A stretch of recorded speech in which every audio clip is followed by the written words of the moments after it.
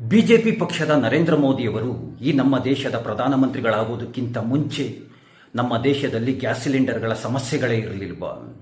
ಹಳ್ಳಿಗಳ ಕಡೆಗಳಲ್ಲಿ ಯಾರನ್ನು ಸೌದೆ ಒಲೆಗಳನ್ನು ಬಳಕೆಯನ್ನೇ ಮಾಡ್ತಿರಲಿಲ್ವಾ? ನರೇಂದ್ರ ಮೋದಿಯವರು ಪ್ರಧಾನಮಂತ್ರಿಗಳಾಗೋದಕ್ಕಿಂತ ಮುಂಚೆ ಒಂದು ಗ್ಯಾಸ್ ಸಿಲಿಂಡರ್ನ ಬುಕ್ ಮಾಡಿ ತಿಂಗಳು ಗಟ್ಟಲೆ ಕಾಯುತ್ತಿದ್ದಂತಹ ಆ ಕಾಲವನ್ನು ಯಾರನ್ನೂ ಸಹ ಮರ್ತಿಲ್ಲ.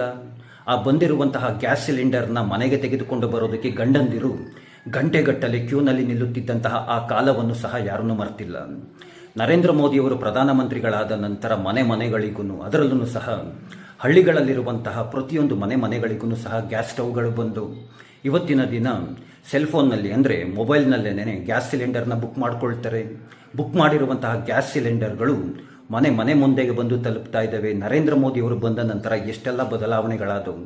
ಈ ನಮ್ಮಲ್ಲಿರುವಂತಹ ಕೆಲವೊಂದಷ್ಟು ಜನ ಹೇಳ್ತಾ ಇದ್ದಾರೆ, ನರೇಂದ್ರ ಮೋದಿಯವರು ಪ್ರಧಾನಮಂತ್ರಿಗಳಾಗಿರೋದ್ರಿಂದಲೇ ಗ್ಯಾಸ್ ಸಿಲಿಂಡರ್ಗಳ ಸಮಸ್ಯೆ ದೇಶದಲ್ಲಿ ಉದ್ಭವವಾಗ್ಬಿಟ್ಟಿದೆಯಂತೆ.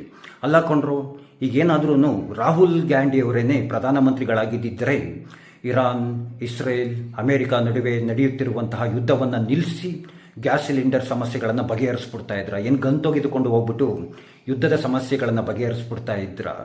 ಏನೋ ಸಮಸ್ಯೆ ಆಗಿದೆ ದೇಶದಲ್ಲಿ. ಇದೇನು ದೇಶದ ಸಮಸ್ಯೆ ಅಲ್ಲ, ಪ್ರಪಂಚದ ಸಮಸ್ಯೆ.